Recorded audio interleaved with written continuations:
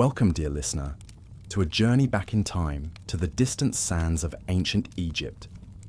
As you settle in for a restful slumber or a moment of calm, I invite you to let your mind drift along the meandering waters of the Nile, where a civilization of wonders once flourished under the scorching sun.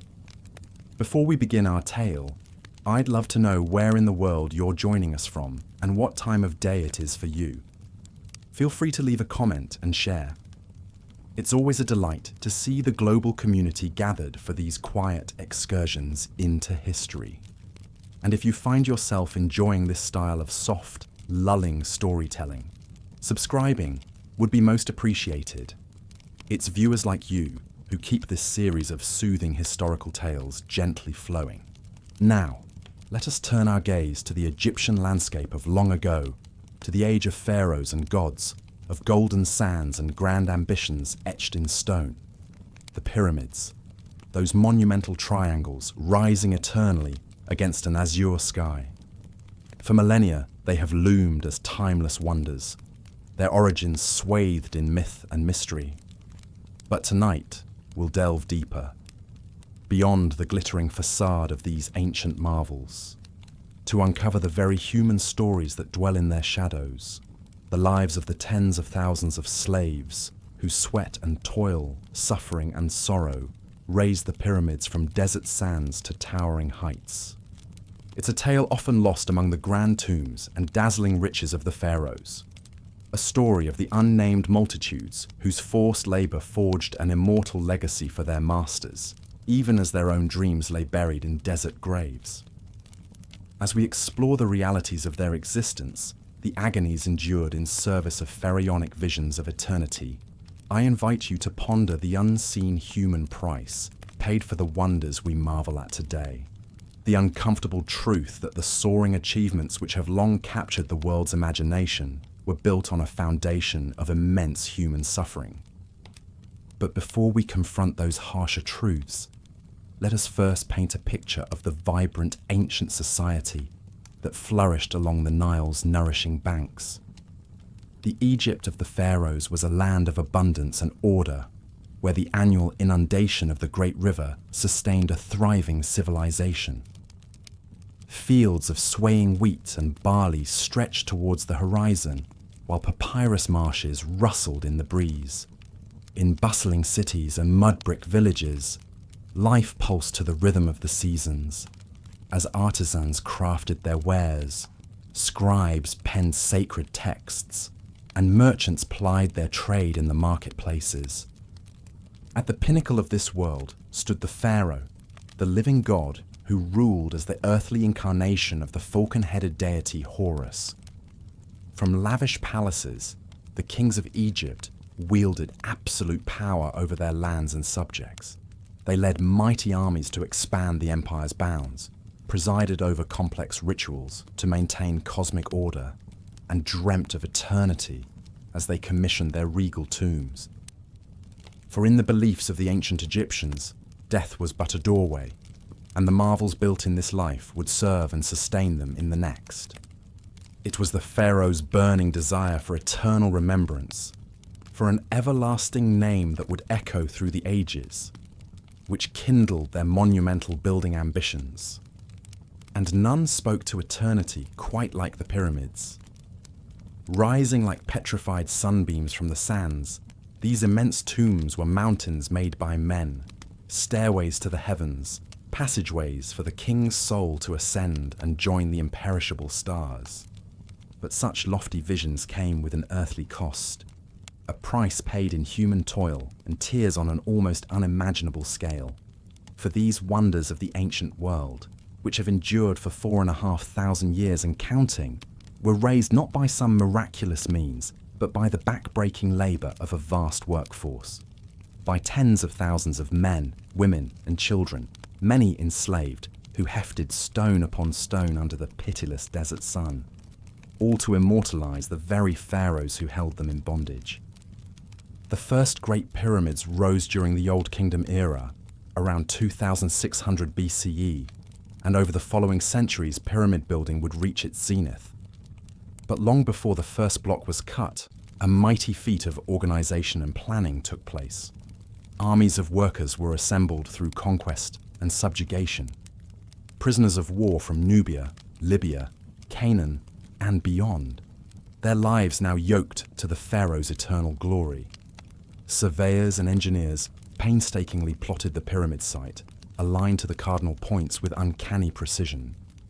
An immense logistical operation sprang to life as the king's men marshaled the resources needed for construction on a massive scale. Down in the quarries, teams of laborers toiled to cut the pyramid's building blocks from the limestone bedrock. With copper chisels, bronze saws, wooden rollers and sleds, and an incalculable expenditure of human strength, they gradually prized free the stones that would shape a mountain. From dawn to dusk they worked, hacking and heaving in clouds of rock dust under the watchful eyes of overseers, knowing the lash awaited any who dared lag. The stone blocks, some weighing over 2 tons, then had to be transported to the construction site. It was a monumental undertaking, fraught with peril at every turn.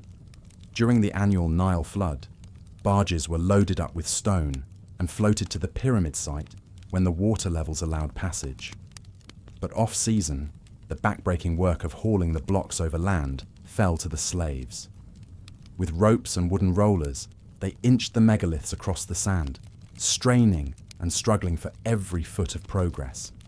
Slips, falls, crushing accidents were an ever-present danger, and many lives were lost beneath the implacable weight of stone. At the construction site, the pyramid slowly took shape and rose towards the heavens, built from the bottom up one level at a time. The geometry had to be perfect. The base level and true, the blocks precisely placed, the angles aligned just so as the pyramid tapered smoothly upwards. Ramps of mud brick, rubble and clay allowed the heavy blocks to be hauled up the ever-steepening sides. Levers, pulleys and sleds aided the slaves in their Sisyphean struggle skyward. But it remained punishing work, the physical and mental strain beyond measure, knowing that one misstep could send a multi-ton block tumbling down in a deadly cascade. Even as the king's everlasting tomb inched nearer to completion, the everyday reality for the workforce remained one of grinding misery. The pyramids took shape not in quiet solitude, but within the clamour of sprawling workers' villages thrown up nearby to house the armies of labourers. Here they dwelled in cramped, sweltering conditions, packed into basic mud brick barracks, sleeping in shifts between the endless labour. Their sustenance was meagre. Rations of coarse bread, weak beer, a few vegetables, supplemented by the occasional fish or fowl if lucky. Just enough to fuel another day's quota of toil. The health toll on the slave labourers was immense. Skeletons from worker cemeteries show the marks of lives cut short by brutal working conditions. Fractured bones, spinal deformities and arthritic joints testify to years of hard labour and industrial accidents. Malnutrition and stunted growth speak to a scanty diet from childhood. Rampant infections, parasites and diseases, tuberculosis, pneumonia, dysentery, smallpox, malaria, schistosomiasis, scythed through the exhausted, immunocompromised workforce in devastating epidemics.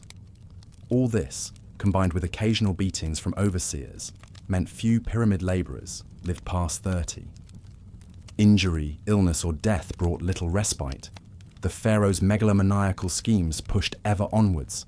Lagging progress could not be tolerated. In this pressure cooker environment, an ambitious vizier might see an opportunity to advance his station and curry favour by any means necessary. One such vizier was Hemiunu, who oversaw the building of the Great Pyramid of Giza for Pharaoh Khufu. A shrewd and ruthless operator, Hemiunu was determined to finish the king's tomb in record time. To achieve this, he imposed a punishing regimen on the workforce, relentlessly raising quotas, lengthening shifts, and meeting any hint of defiance with brutal crackdowns. Pushed beyond endurance, some of the labourers dared to lay down tools, refusing to haul another block unless rations improved. Hemiunu's response was swift and merciless. dissent could spread like wildfire if not stamped out. The vizier needed to make an example pour encourager les autres. The ringleaders of the brief strike were seized and publicly flogged, before being permanently consigned to the hardest, most dangerous quarry labour. The rest were starved into submission until the pharaoh's grand design could proceed apace once again. Year after backbreaking year, block by heavy block, the king's monument to eternity crawled skywards at great human cost. Perhaps some of the labourers took a certain weary pride in their stonemasonry accomplishments, channeling their suffering into something that would long outlast their shortened lifespans. But many must have struggled to see anything but futility and injustice as they broke their bodies on the whims of a deified despot. Whatever promise of a pharaoh's eternal favour in the afterlife held scant comfort in the daily grind of hunger, heat, exhaustion, and servitude in this one. At last, after an average of 20 years' labour by a workforce of up to 40,000, the pharaoh would have his finished pyramid. Standing over 400 feet tall, sheathed in gleaming white limestone, tipped by a golden pyramidion to catch the sun's first and last light, it was a breathtaking, heartbreaking sight to those who had raised it. The pharaoh, now a wizened old man nearing his own journey to eternity, could gaze up at the stone mountain bearing his name and dream of immortality.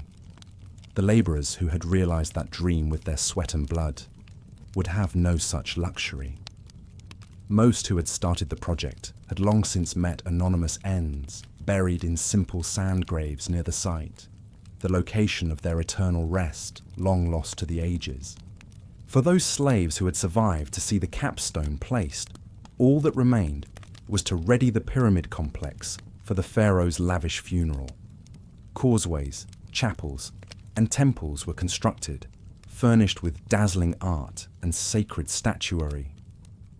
Boats were built and buried to carry the king's soul across the night sky.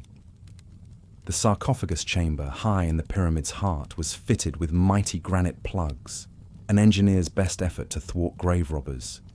And when at last the pharaoh was laid to eternal rest amid untold grave goods of gold and alabaster, the narrow ascending passage was sealed forever, the vast tomb now deathly silent. The great work was done. In the nearly 5,000 years since, the sands of time have scoured the pyramids of their smooth limestone faces, leaving stepped tiers of weathered blocks standing stark against the desert.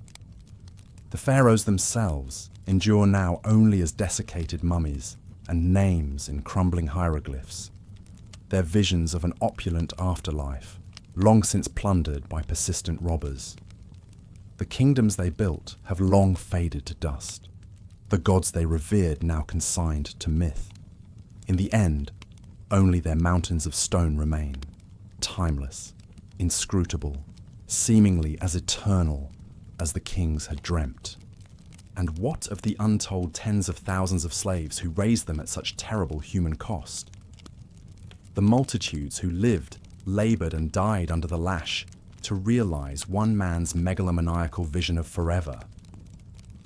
Their names are lost to us, their individual existences unrecorded in the annals of history. No grand tombs or inscriptions preserve their stories. Their suffering was not the stuff of royal chronicles or noble art. In death as in life they remain invisible, interred in the humblest of desert graves near the monuments that consumed them. A poignant, overlooked postscript to the official narrative. But perhaps, as we gaze up at these wonders of the ancient world, we might spare a thought for the unknown men and women who built them block by backbreaking block. The ones who brought the pharaoh's impossible visions to stony life, even as their own dreams crumbled to desert dust beneath the unforgiving sun. In the play of light and shadow on weathered limestone, we might imagine their long stilled hands, their straining backs, their weary, upturned faces, a silent testament to the human cost of the eternal. Our tale draws to a close, dear listener, but the story of the pyramids endures, etched in stone and the human heart. May we marvel at these wonders, even as we mourn the suffering behind the splendor, the lives lost to the cause of forever. And in our own fleeting time on this earth, may we build our monuments with compassion, our legacies on a bedrock of humanity. The pharaohs dreamt of eternity. Perhaps the greatest eternal legacy is a world where the cost of wonders is not counted in human misery. Thank you for accompanying me on this journey to the distant past, for lending an ear to the lost voices in the sands. Perhaps our paths will cross again on another soothing delve into the fascinating, forgotten corners of history. But for now, I bid you a fond farewell and the most restorative of rests. Sweet dreams, dear listener, and may visions of golden sands and eternal stone carry you gently to sleep's embrace. Until next time. As the vizier ruthlessly pursued his ambitions, slaves toiled under the scorching desert sun to keep pace with his grueling deadlines. Limestone blocks had to be cut, transported, and hoisted into place with relentless speed and precision. Stumbling or slacking off could mean brutal lashings from the overseer's whips. Accidents were commonplace as exhausted workers lost focus or footing. Imagine being one of these pyramid builders, perhaps a young man named Ahmose, wrenched from his homeland to serve the pharaoh's grandiose vision. Ahmose's days started before dawn, roused from a fitful slumber to gulp down meager rations of coarse bread and beer. He would then join the daily march to the construction site, an ant among thousands in this monumental endeavor. At the quarry, Ahmose would toil for hours under the watchful eyes of overseers, chiseling huge blocks of limestone out of the bedrock. The stones were then loaded onto wooden sleds and hauled by gangs of slaves to the pyramid site. Ahmose and his fellow laborers heaved on ropes, their bare feet sinking into the hot sand, straining to drag the multi-ton blocks up specially constructed ramps. As the pyramid rose higher and higher, so too did the human cost. Falls from the dizzying heights meant almost certain death. Heavy blocks could slip and crush limbs or bodies. The constant inhalation of stone dust led to agonizing lung ailments, and the unrelenting exertion in the brutal heat caused many slaves to collapse from heat exhaustion, never to rise again. Through it all, the vizier remained fixated on his goals, his heart hardened to the suffering of those beneath him. He had risen from minor nobility to become the pharaoh's right-hand man, and he was determined not to fail his divine master. The very stones of the pyramid were to be cemented with the blood and sweat of slaves like Ahmose. For Ahmose and his fellow bondsmen, there was little reprieve from the interminable labor. At day's end, they would stumble back to the cramped, filthy workers' village, gulping down a watery beer or gruel before collapsing into sleep. The grueling cycle would resume the next morning. Many would not live to see the final capstone placed atop the pharaoh's great monument. Life was bleak for these pyramid builders, their existence reduced to an endless cycle of backbreaking work, meager sustenance, and brief, dreamless sleep. They were faceless cogs in a mighty machine, toiling to build a legacy that would endure for millennia, with scant hope of any reward in this life or the next. As the smooth white limestone casing stones were finally fitted onto the pyramid's exterior, the vizier could look upon his handiwork with immense pride. The pharaoh would be well pleased, and the vizier's place in the annals of history was surely secure. But for Ahmose and the thousands of other slaves who had labored and died to build this wonder, there would be no such glory. In the end, Ahmose's broken body was laid unceremoniously into a simple grave pit, along with countless others who had succumbed to the pitiless conditions. These brutal lives, consigned to oblivion, were the dark foundation upon which the pharaohs built their eternal resting places. As the last blocks were set in place and the pharaoh's lavish burial goods were transferred into the pyramid's inner sanctum, one could only marvel at the immense scale of it all. The ancient Egyptians had marshaled an almost unimaginable amount of human labor and suffering to construct these enduring icons of their civilization's power and grandeur. But as with so many of humanity's great endeavors, the uncomfortable reality behind the achievement was often swept aside. The names and stories of men like Ahmose were lost to the ages, buried in the desert sands like the pharaoh's treasures. In the end, only the stark monumentality of the pyramids themselves would endure as a testament to their pain and sacrifice. Gazing up at the looming edifices today, one cannot help but shudder at the thought of the intense human agony that went into their creation.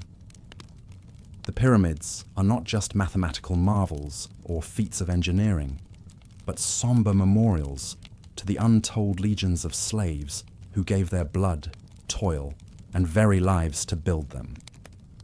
This is the hidden story behind the majestic pyramids that still cast their long shadows across the Egyptian desert. A story of ambition, subjugation, heartache, and backbreaking labor.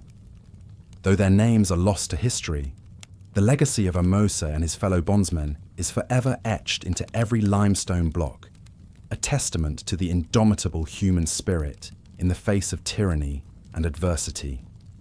So, as we drift off to sleep, let us spare a thought for these long-forgotten souls, the humble men and women whose short, brutal lives were spent in service to the pharaoh's vainglorious dreams. May they find in death the peace and rest that eluded them in life, beside the eternal monuments they raised with their own calloused hands. And may we remember them not just as slaves, but as human beings of flesh, blood, hopes, and sorrows. This is their story, the story of the faceless multitudes upon whose suffering the wonders of the ancient world were built. A story that whispers to us from every weathered stone, urging us to ponder the weight of their sacrifice. The pyramids endure as timeless emblems of human ingenuity and determination. Yes, but also as poignant reminders of the steep price that is often paid for greatness. The scorching desert heat beats down upon the barren landscape as another day of backbreaking labor commences. From a distance, the half-built pyramid already towers imposingly over the horizon, its gleaming white limestone blocks stacked precisely, one by one, as if reaching longingly for the heavens above. Yet for the thousands of exhausted slaves toiling endlessly at its base, this awe-inspiring sight evokes only dread and despair. With aching muscles, parched throats, and hearts heavy with the knowledge that many will not live to see the monument's completion, they pour every ounce of their strength into hauling the gargantuan stones up the ever-steepening incline. Their worn and blistered hands grip frayed ropes as they strain against the unyielding weight, feet slipping in the shifting sand. The air resounds with the groans of men pushed beyond the brink of exhaustion, the crack of whips wielded by merciless overseers, and the ceaseless pounding of chisels shaping each block to perfection. Among the downtrodden labourers, a few faces stand out, weather-beaten, scarred, yet holding on to a faint glimmer of grim determination. These are the veterans who have endured season after grueling season, watching their comrades succumb one by one to injury, disease, or sheer despair. They toil on in silent, stubborn defiance, knowing all too well that their own fates likely hold no kinder future. As the sun crawls across the sky, its unrelenting glare amplified by the reflecting limestone, the pyramid inch by painstaking inch continues its slow ascent heavenward. To the noble architects and priests overseeing the sacred work, each block represents one step closer to the pharaoh's immortal glory. But to the broken men who haul them, the stones are bitter reminders of their stolen lives, their forgotten dreams, their inescapable misery. When dusk finally descends and the workers drag themselves back to their cramped, squalid hovels, a few mouthfuls of coarse bread and beer await to sustain them for another day of the same unending torment. In the fleeting moments before exhaustion claims them, some gather around flickering fires to share hushed tales of their distant homelands, forever lost to them now.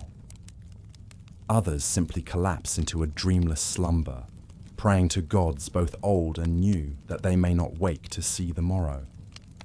As the night deepens and stars wheel silently overhead, it's almost possible to forget the immense human suffering that underlies this audacious endeavor. The pharaoh sleeps in his sumptuous palace, secure in his divinely ordained privilege, while his viziers and engineers make their meticulous plans for the next day's labor. The cycle continues, as it has for years uncounted and will for years to come. The pyramid inch by hard-won inch clawing its way toward completion. Only the whisper of the wind through the gaunt and lifeless desert serves as witness to the untold stories of pain, loss, and desperate resilience etched into every limestone block. In the great tapestry of history, the individual threads of each slave's life may be lost, but their legacy endures in the soaring monuments that have outlasted empires. For all the magnificence of the pharaoh's tombs, perhaps the true wonder is the tenacity of the human spirit that persevered in the face of such cruelty to build them. Though the day's labor has ended, the pyramid builders' trials are far from over. In their fitful slumber, fevered dreams mingle with anguished memories of loved ones left behind, and the gnawing ache of wounds both physical and emotional. Some murmur prayers to ancestors they will likely never again lay eyes upon. Others weep quietly for the bleakness of their stolen futures. Yet even amidst such unrelenting darkness, there endure small sparks of solidarity, compassion, even hope among these downtrodden souls. A seasoned labourer shares his meagre rations with a sickly youth, remembering the kindness once shown to him by a now-departed friend. A homesick Nubian hums a half-forgotten lullaby, bringing a moment's peace to those huddled around him. A grizzled grandfather regales wide-eyed children with fanciful tales of lands beyond the desert, gods both stern and forgiving, and a life after death where even the lowliest slave may find reward for their earthly sufferings. These tender mercies, ephemeral though they may be, somehow sustain the slave workers through each day of crushing labor beneath the overseer's punishing whips. They cling to these fleeting reminders of their shared humanity, even as the monuments they toil ceaselessly to create stand as testaments to the rulers who have so callously robbed them of it. And so the days bleed one into the next under the merciless sun, the once distant pyramid looming ever larger against the horizon until it seems to swallow the sky itself. The aging labourers, who have endured season after brutal season, wonder numbly if it will be illness, injury, or simply despair that claims them before they can witness the monumental task's completion. The younger ones, still harbouring fragile dreams of freedom, furtively share whispered plans of daring escapes and defiant uprisings, not yet broken by the weight of their cruel reality. Still the work grinds relentlessly on. The fortunate perish quickly, their suffering at an end. The unfortunate survive to drag their weathered bodies up the accursed ramp yet again, hauling stone after back-breaking stone to the drumbeat of their own weary hearts. All the while, the pharaoh's impossible vision crawls inexorably skyward, fueled by the blood and sweat and shattered spirits of the wretches at its base. Generations are born into bondage and ground to dust, knowing nothing beyond a world of endless toil in service of another man's glory. Never truly living, yet unable to escape the yoke until death itself takes pity. The viziers and priests make their pious offerings to gods of stone and beseech the blessings of an eternal paradise, never comprehending the hell their ambitions have wrought on earth. As the oppressive weeks turn to interminable months and years, it becomes an open question which will be completed first: the pharaoh's monument to his own vanity, or the extinction of the very souls of those condemned to build it. With each sunset, a few more labourers stumble broken from the scaffolds, finally released to whatever scrap of peace awaits them in the hereafter. Their brethren mourn in muted sorrow. even as they envy the deliverance that eludes their own calloused grasp for yet another wretched day. And still the limestone blocks pile ever higher against the shimmering horizon, as if straining to pierce the vault of heaven itself in a vain quest for permanence. Perhaps the true measure of the pyramid's legacy lies not in its audacious height or in the kingly hubris that demanded its creation, but in the quiet tenacity of the faceless thousands who purchased its immortality with their own. For in the end, what are the mighty pharaohs but the sum of the forgotten slaves whose forced labours and stolen lives made their vainglory possible? Let the stony sentinel stand as much a testament to the cruel whims of tyranny as to the invincible endurance of the oppressed masses, whose toil raised them up from the shifting desert sands. In the fading light of dusk, the long shadows of the pyramid builders stretch mournfully across the barren landscape as they shuffle with leaden steps back to their pitiful hovels. Heads bowed, shoulders stooped under the weight of their bleak existence. They seem but wraiths, pale shades of the vibrant human beings they might once have been or dreamed of becoming, had the accident of their birth not shackled them to another's grandiose ambition. But even as their warm bodies crumple onto thin pallets, exhaustion swiftly pulling them into merciful oblivion, the overseers are already sharpening their whips and readying their cruel scourges for the morrow's labour. For the mighty pyramid will not build itself, and human suffering is a small price to pay for the immortal glory of the pharaoh and the empire that cowers beneath his godlike whims.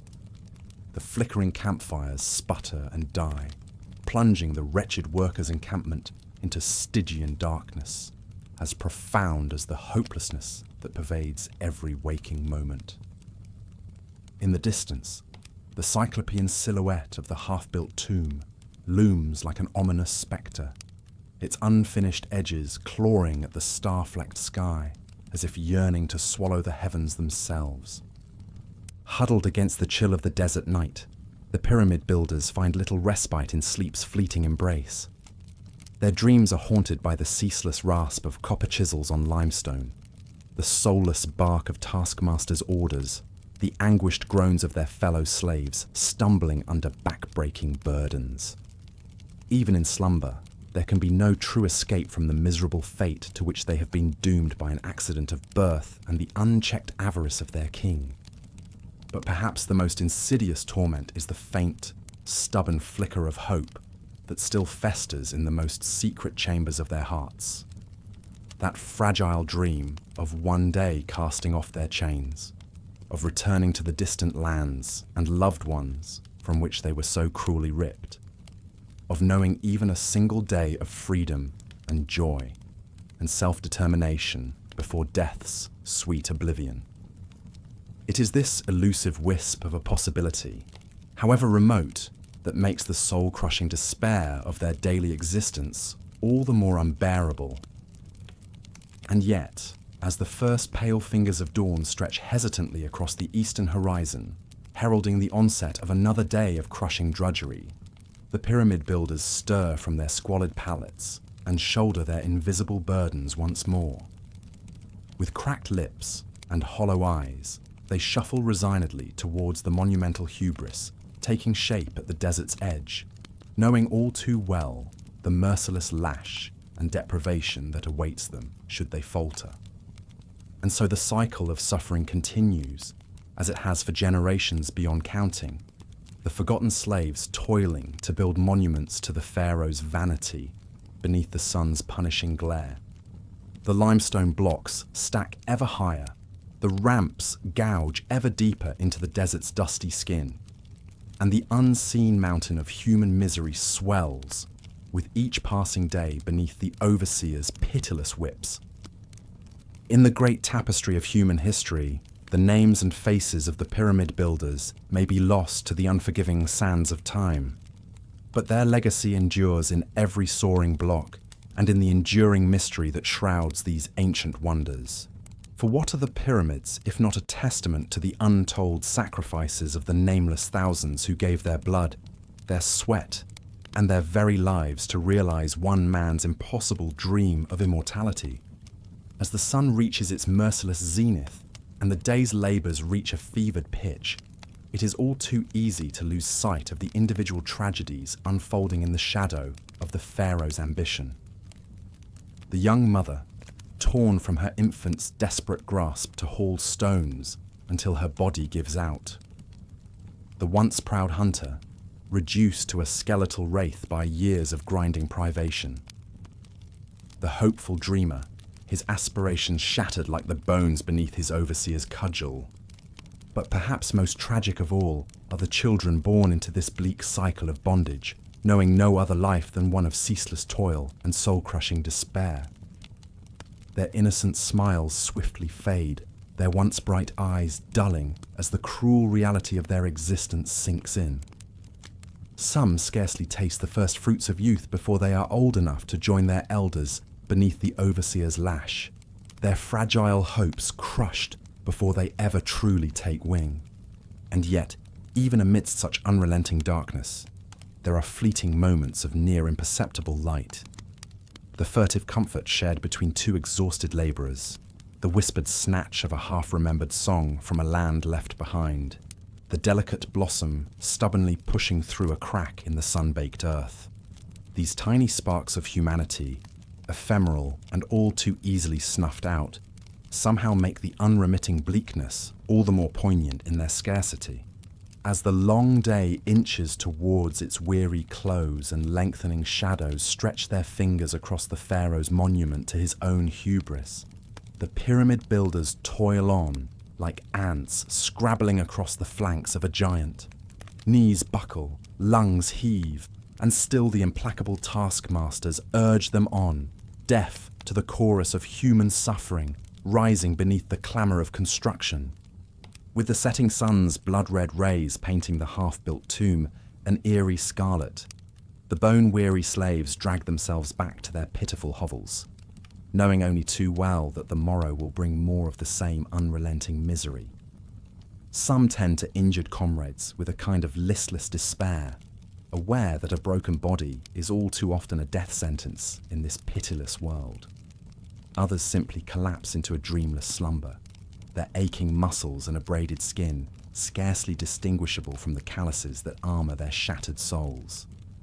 And yet, even in the deepest pits of exhaustion and hopelessness, that insidious spark of stubborn, senseless hope persists. That impossible dream of freedom, of reunion with lost loved ones, of a life lived on one's own terms before death's final liberation. It is a feeble, flickering thing, guttering like a candle in the hurricane roar of their suffering. Yet somehow, it endures against all odds, a mute testament to the indomitable resilience of the human spirit. As the last light fades from the sky and the Great Pyramid is swallowed by the night's inky blackness, the eternal dance of hope and despair plays out in the secret theatre of each labourer's dreams. Some ride that fragile wisp of promise to lands far beyond their waking agonies, while others find their fantastical escape snuffed out by the crushing weight of their reality. But all will rise with the dawn to toil and struggle and suffer anew, their lives inexorably bound to the stone colossus that devours their days. Thus the years roll on, an implacable wheel of torment grinding down generation after generation, as the pharaoh's folly claws its way towards the heavens block by back-breaking block. The kings and viziers congratulate themselves on their godlike might, never realizing that their true immortality lies not in their stony monuments but in the untold stories of pain and loss and unvanquished dignity buried beneath the desert sands. It is these forgotten lives, these faceless thousands, who bought the pharaoh's vain dream of eternity with their blood and tears, that are the true wonder of the ancient world. For in the end, long after the names of the mighty have crumbled to dust and their tombs have weathered into obscurity, the enduring spirit of the pyramid builders will live on, a testament to the soaring potential and the staggering tragedy of the human condition, carved in immutable stone. As we delve deeper into the lives of the pyramid builders, it's important to consider the figure who oversaw this monumental undertaking, The vizier. The vizier served as the pharaoh's right-hand man, managing the affairs of the state and ensuring that the pharaoh's grand ambitions came to fruition. One can imagine a particularly clever and ruthless vizier rising through the ranks, proving his worth by delivering results in the construction of the pharaoh's eternal monument. This vizier was a man driven by ambition, always seeking ways to advance his own station and gain favor with the pharaoh. He knew that his success and status depended on the speedy progress of the pyramid construction. The faster the pyramid rose towards the heavens, the higher the vizier's own star would ascend in the court.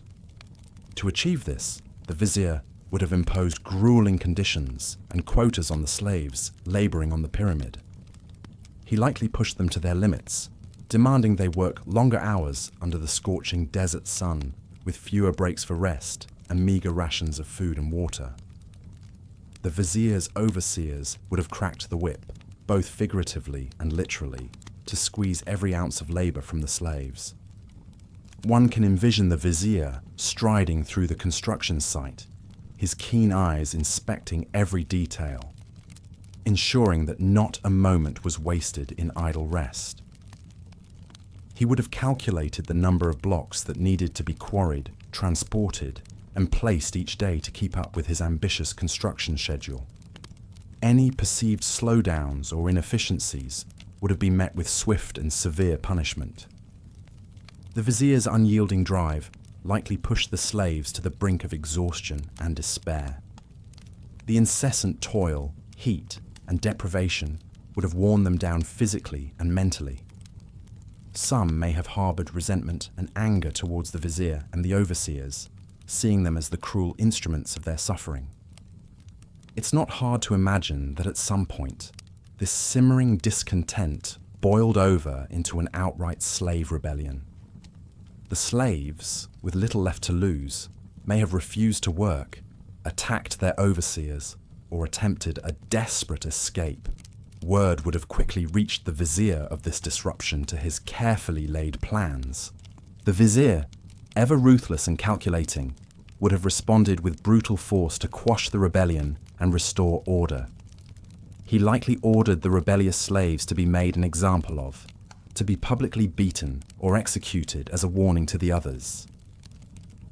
The vizier knew that he could not afford any delays or disruptions if he was to meet the pharaoh's deadline and maintain his favored position. Through sheer force of will and merciless tactics, the vizier would have crushed the rebellion and gotten the slaves back to their ceaseless labor. The construction of the pyramid continued, the grand monument rising ever higher, even as the hopes and spirits of the slaves sank ever lower. One can paint a vivid picture of this driven and despotic vizier, whip in hand, standing atop the rising pyramid, surveying his domain with a sense of satisfaction and self-importance. For him, the lives of the slaves were a small price to pay for the advancement of his own station and the realization of the pharaoh's glorious vision. The figure of the ambitious vizier adds a layer of individual human ruthlessness and calculated cruelty to the story of the pyramid's construction. His drive for power and glory, mirroring that of the pharaoh himself, likely compounded the suffering of the slaves and served as a personified instrument of their oppression. The vizier's story provides a chilling insight into the minds and motivations of those who wielded power in ancient Egypt, and the human cost that was paid to satisfy their ambitions. As the vizier's whip cracked under the desert sun, the sounds of chisels on stone and the straining of ropes and pulleys continued unabated. The pyramid rose ever higher, a testament to the pharaoh's might, the vizier's ruthless efficiency, and the incalculable suffering of the nameless slaves who toiled and died to build a monument for the ages. With the relentless quotas and the threat of brutal punishment hanging over them, the slaves had little choice but to continue their back-breaking labor. From dawn until dusk, they hefted limestone blocks, hauled them up the ever-growing pyramid, and maneuvered them precisely into place under the watchful eyes of the overseers. As the pyramid neared completion, the work shifted to adding the finishing touches that would transform the stepped structure into a smooth-sided, gleaming monument. Specially skilled workers would have been brought in to cut and fit the casing stones, the smooth white limestone blocks that would cover the entire pyramid, giving it its iconic, polished appearance. These casing stones were cut and transported with the same meticulous care as the core blocks of the pyramid. Each one was precisely dressed and fitted tightly against its neighbours, with the joins so fine that one could barely slide a thin blade between them. The casing stones were polished to a high sheen, reflecting the brilliant sunlight and giving the pyramid an otherworldly glow. At the very apex of the pyramid, the final touch was the placement of the pyramidion, the small pointed capstone that completed the structure. This special block, often carved from a single piece of fine limestone or even granite, would have been adorned with inscriptions and symbols befitting its significance. Placing the pyramidion was a momentous event, signifying the completion of the pharaoh's eternal monument. One can imagine the sense of anticipation and trepidation as the pyramidion was hauled up the great ramps to the top of the pyramid.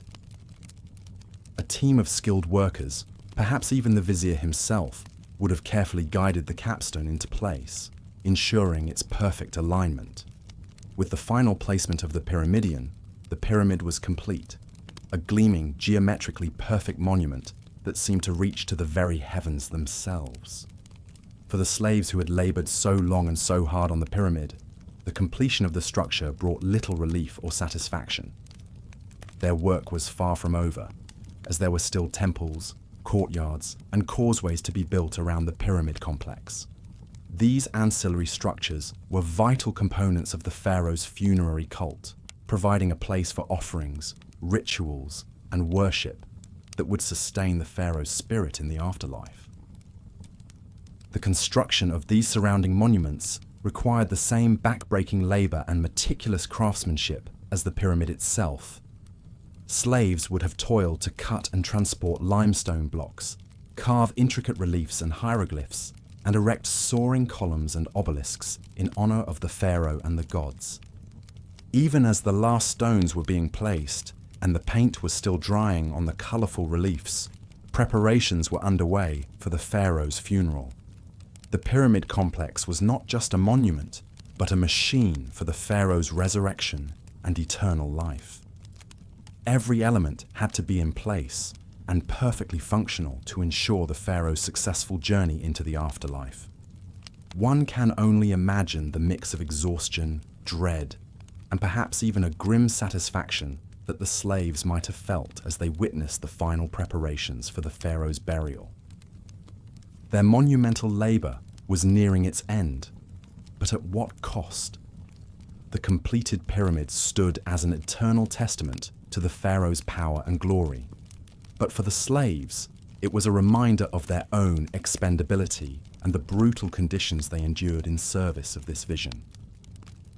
As the funeral procession wound its way towards the pyramid, carrying the pharaoh's mummified body and the rich grave goods that would accompany him into eternity, the slaves who had built this monument may have watched with a complex mix of emotions: pride in their accomplishment, relief at the end of their toil, resentment at their suffering, and perhaps even a flicker of hope that their role in building the pharaoh's tomb might grant them some small favour in the afterlife. But for most of the slaves, the completion of the pyramid brought only the grim certainty of more toil, more suffering, and an early grave. As the pharaoh was laid to rest in his eternal home, the slaves returned to their labour, building the next monument, serving the next pharaoh, with little hope of relief or reward in this life or the next.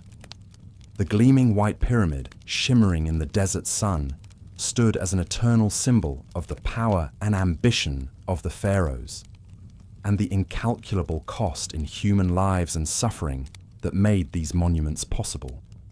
For the slaves who built them, the pyramids were not just tombs for their god-kings, but the tombs of their own hopes, dreams, and lives, given in service to a vision of eternity that they would never share. The vizier stood tall and proud as he surveyed the progress on the pharaoh's newest pyramid. Hundreds of slaves labored beneath the scorching sun, hauling massive blocks of limestone up the emerging stepped sides of the monument. Their bronzed skin glistened with sweat, muscles straining against the weight. The rhythmic heave of ropes and grunting of men filled the air. The vizier allowed himself a small smile of satisfaction. He had risen far in his ambitious career, from lowly scribe to the pharaoh's right-hand man, entrusted with overseeing this most critical of royal constructions. The pyramid would ensure the pharaoh's successful journey to the afterlife and provide a grand stage on which to recount his life's accomplishments for all eternity.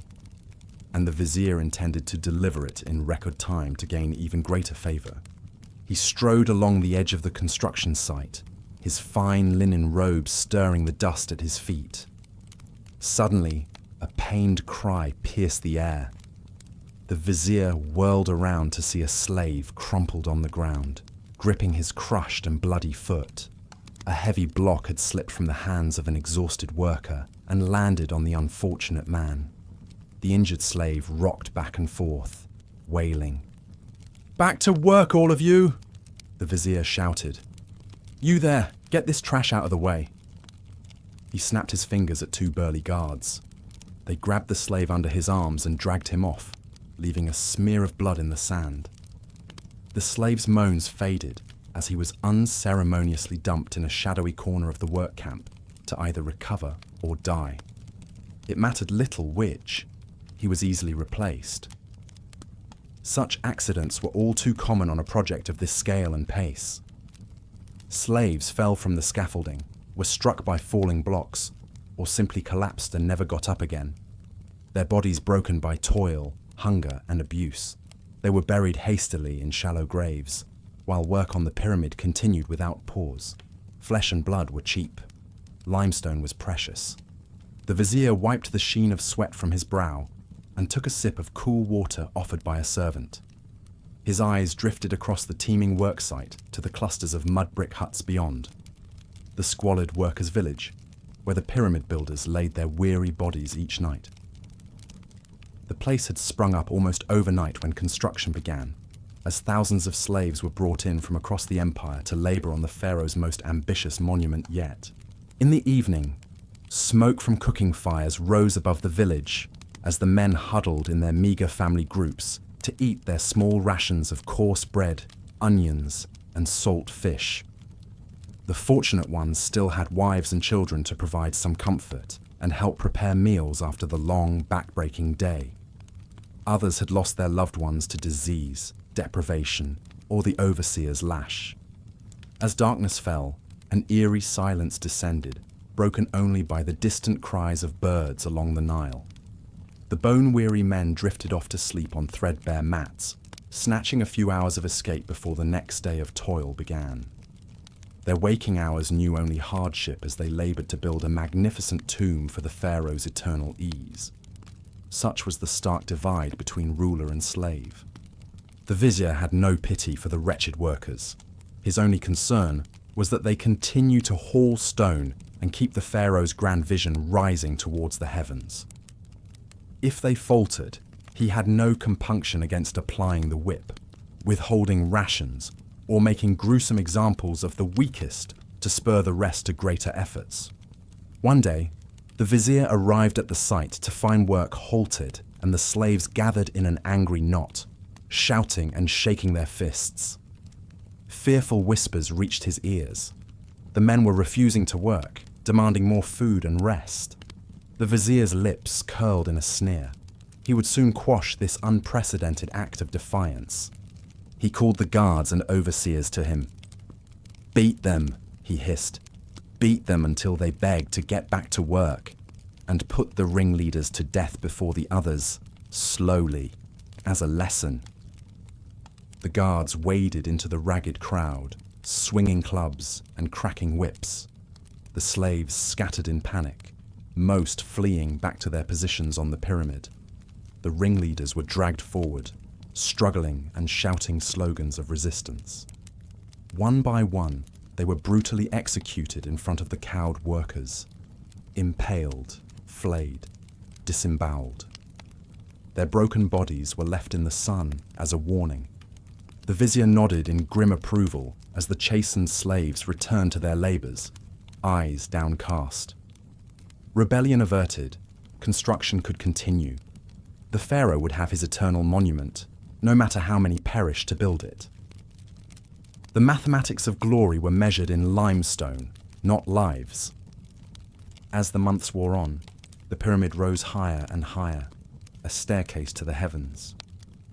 The vizier watched in satisfaction as the final blocks were hauled into place and skilled artisans began smoothing the stepped sides into sleek, gleaming triangles. Soon, the shining white limestone casing stones would be added, followed by the glittering pyramidion capstone. The pharaoh's magnificent tomb would be complete. But the vizier had little time to savour his crowning accomplishment. Already, the pharaoh was making grand plans for an even larger pyramid for his chief queen, to be built right next to his own. The vizier would be entrusted with its speedy construction, and he relished the challenge that would set him above all others in the royal court. He walked among the wretched workers' huts, eyes gleaming as he estimated how many more slaves would be needed for the new, even more ambitious project. They could be worked even harder, fed even less. More would die, but that was of no consequence. The promise of eternal glory was too tempting to deny. Let the pyramids rise, and let the blood of slaves be the mortar that binds their stones. In the millennia to come, the vizier's name would be forgotten, as would the names of the numberless slaves, whose toil and suffering built the enduring wonders of the pharaohs. But perhaps, on a still desert night, a quiet whisper of remembrance would stir the sands around the time-worn monuments. A whisper of tragedy, of unimaginable human cost. A whisper that even the mightiest works of kings cannot drown out the heavy silence of untold thousands gone to their graves in agony and anonymity. Beneath the sweat-drenched brows and bronzed backs of the pyramid builders toiled an ambitious young vizier named Hemiunu. Born into a noble family, Hemiunu displayed a sharp intellect and ruthless drive from an early age that caught the eye of the aging pharaoh Khufu. As the pharaoh's health declined, he entrusted Hemiunu with overseeing the construction of his eternal resting place, the Great Pyramid that would surpass all others in size and majesty. Hemiunu knew that completing such a monumental undertaking on schedule would require extracting every ounce of labour from the workforce. He set about establishing strict quotas, organised the men into competing teams, and imposed harsh punishments for any sign of slacking. The already grueling conditions in the Giza quarries and construction site grew even more unbearable under Hemiunu's watch. The vizier would make surprise inspections, his eyes narrow and calculating as they roved over the ranks of haggard labourers. Woe betide the man who dared to straighten his back for a moment's respite when Hemiunu was near. A signal from the vizier could spell a brutal lashing or worse. Some bone-tired slaves who stumbled and slowed the block-hauling teams even had their hands chopped off as an example to the others. As the sun's rays seared the sand and the limestone blocks glared with blinding whiteness, Hemiunu watched the Great Pyramid inch its way towards the heavens block by painstaking block. This would be his legacy, he thought to himself, the achievement that would make his name immortal. If it took driving thousands of expendable slaves to an early grave, then so be it. Visions of power and prestige danced in Hemiunu's mind, spurring him to ever greater cruelty in his quest to make quota. But the vizier underestimated the limits of human endurance. As the death toll mounted and the surviving slaves grew more desperate, a current of unrest crackled through the workforce. Furtive whispers gave way to open defiance as the pyramid builders reached their breaking point. One morning, as Hemiunu arrived to oversee the day's labour, he found the site in upheaval. Angry slaves had downed their tools and stonework. surging towards the vizier and his startled entourage with makeshift cudgels in hand. The royal guards rushed to block their path, but the tide of furious labourers crashed over them, flinging them aside like ragdolls. Hemiunu's eyes widened in shock as the slaves closed in around him, the years of pent-up pain and rage etched on their faces. In the end, not even a man as cunning as Hemiunu could avert his fate at the hands of the oppressed masses he had exploited for so long. The vizier's vision faded to black as he was overcome by the onslaught, never to see his great pyramid completed.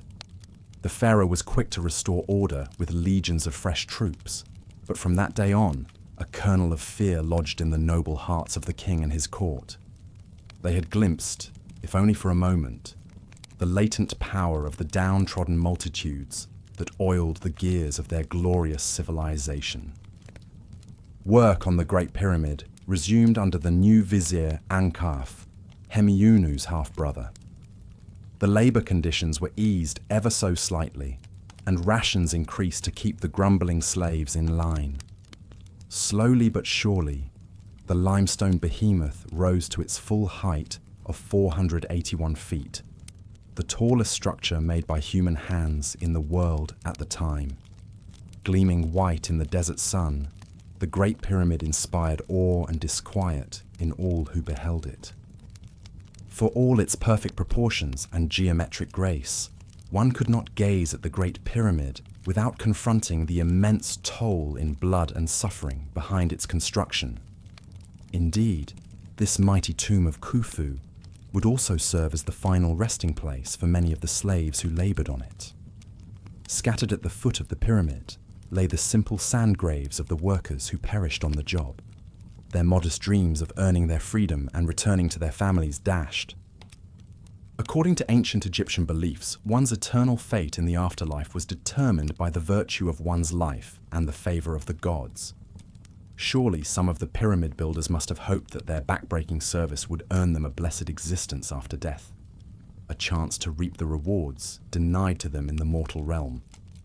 But for many, the afterlife likely offered simply a release from their earthly torment, an escape from the merciless desert sun, the sting of the overseer's lash, and the crushing weight of the limestone blocks on their shoulders. In the end, the Great Pyramid stands as a complicated testament to the heights of human ambition and the depths of human exploitation. The names of the slaves who built it are lost to history, their agonies unrecorded in the official chronicling of Khufu's glorious reign. But even the mighty pharaoh could not erase their memory entirely.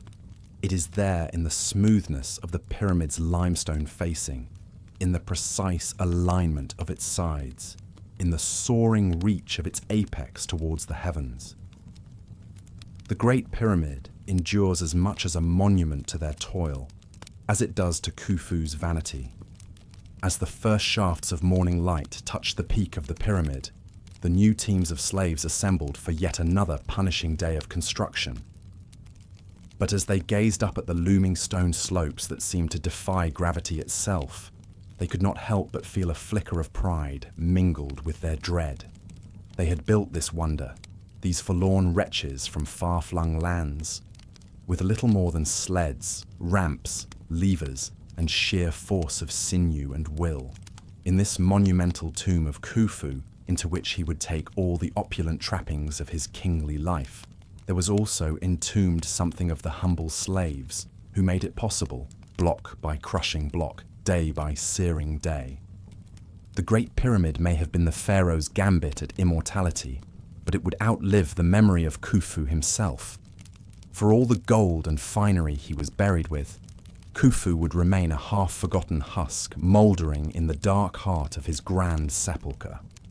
The true legacy of the pyramid belonged to the faceless, numberless workers who inscribed their suffering into its very fabric, whose calloused hands hewed and hauled the stones that would endure for millennia. Long after Khufu's funerary cult had vanished into the sands of time, the Great Pyramid would stand as a hushed, brooding enigma, a riddle in stone that guarded the mysteries of the lives lost in its creation.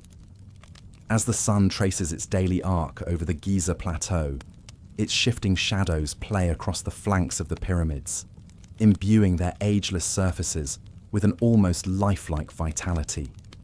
One can imagine, if one squints against the haze of heat, the teeming industry of the long-ago construction site, the ant-like figures of the workers swarming over the half-built monuments.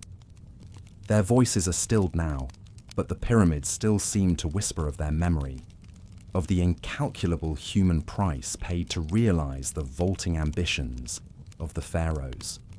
For us in the modern day, the pyramids pose a troubling dilemma. Do we marvel at their audacity and grandeur, or recoil at the thought of the forced labor that made them possible? Do we applaud them as timeless works of art and feats of engineering, or condemn them as symbols of oppression and cruelty? The Great Pyramid and its siblings offer no easy answers, only an invitation to contemplate the dark ironies of history and the capacity of humans to achieve the sublime and the horrific in equal measure. Perhaps in the end, the most fitting tribute to the forgotten slaves of the pyramids is not to resolve this dilemma, but to sit with it in quiet discomfort, to let it bore into our conscience like the pitiless desert sun. For in wrestling with the shadows cast by the pyramids, in trying to grasp the enormity of the suffering that raised them from the sands, we keep alive some faint spark of the humanity of those who toiled and bled and died in their creation. The pharaohs dreamed of immortality, but it is the nameless slaves who built the pyramids that achieve a kind of eternity in stone, an eternity of bearing witness to the darkness and the light of the human condition from across the ages. As the documentary comes to a close, the camera lingers on the enigmatic silhouette of the Great Pyramid against a deepening twilight sky. The last rays of the setting sun paint its peak a brilliant copper, a fleeting crown of light that seems to defy the gathering darkness. And then the moment passes. The pyramid surrenders to the shadows of night, standing sentinel over the secrets of the past, as it has for over 4,000 years. A monument to the eternal yearning of the human spirit to transcend its earthly limits, and to the tragic lengths we will go to fulfill that yearning, the Great Pyramid endures. A mute, majestic embodiment of all that is inspiring and troubling in our shared history.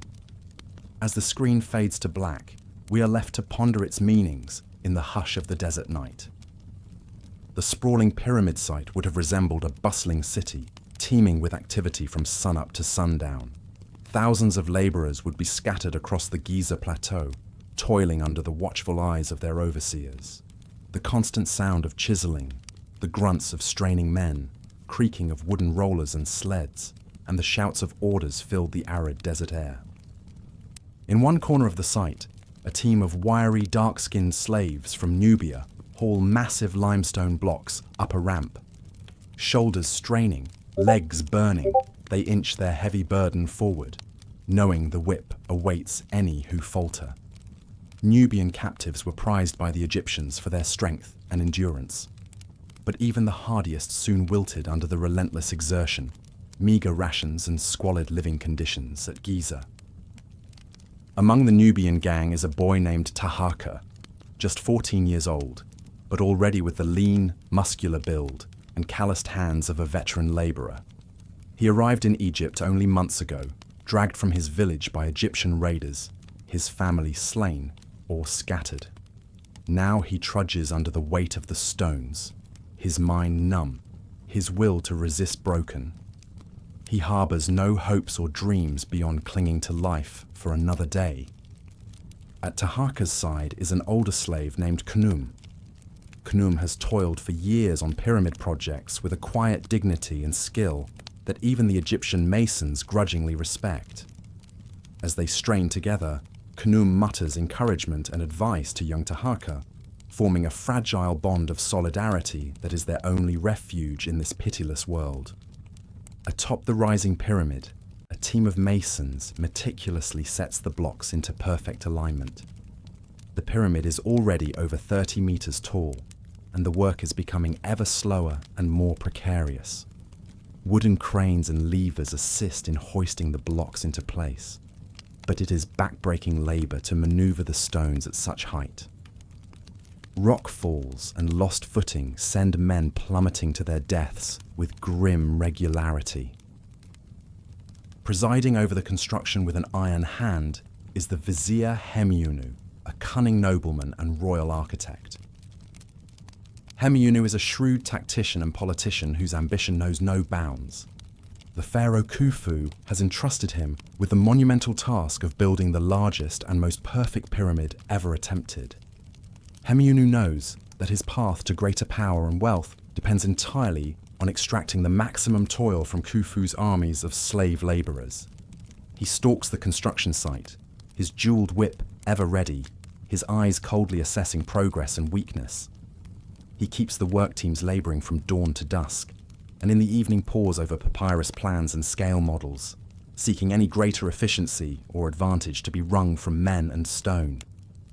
Rest is for the dead, Hemiunu sneers. The pharaoh's tomb cannot wait. For the slaves, there is no respite from the pyramid's demands. At the end of the day, they drag their aching bodies back to the workers' village, a cramped and filthy settlement of mud brick huts alongside the cultivation. There they are fed a basic meal of bread, onions and salt before collapsing into sleep on bare earthen floors. Dysentery, respiratory illness, and infected wounds are constant spectres in these squalid quarters. The weakest quickly succumb, to be buried in shallow desert graves and replaced by fresh slaves. But not all accept their lot mutely. At night, in whispered conferences, some dare to speak of resistance and rebellion. The pharaoh is but a man, not a god, they murmur.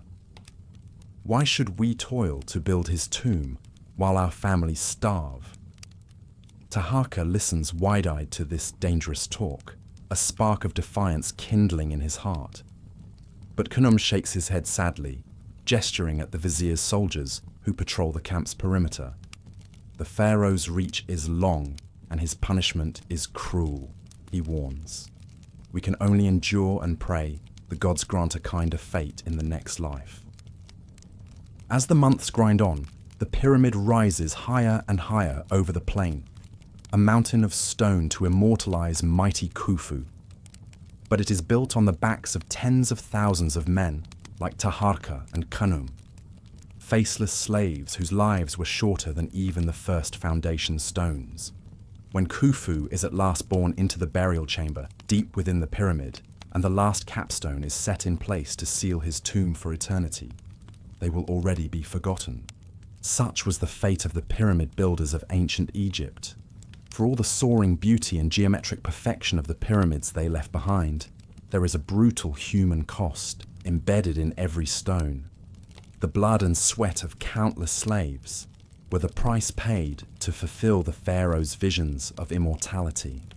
Their individual lives and deaths may be unrecorded, but their labor and sacrifice are enshrined forever in each towering monument that endures across the ages along the Nile. As we look upon the pyramids today with wonder and amazement, let us remember too the tragedy and oppression entwined with their creation. The pharaohs and viziers may have commanded their construction, but it was humble men like Taharka and Khnum who truly raised them, stone by back-breaking stone, to touch the heavens while they could only dream of freedom.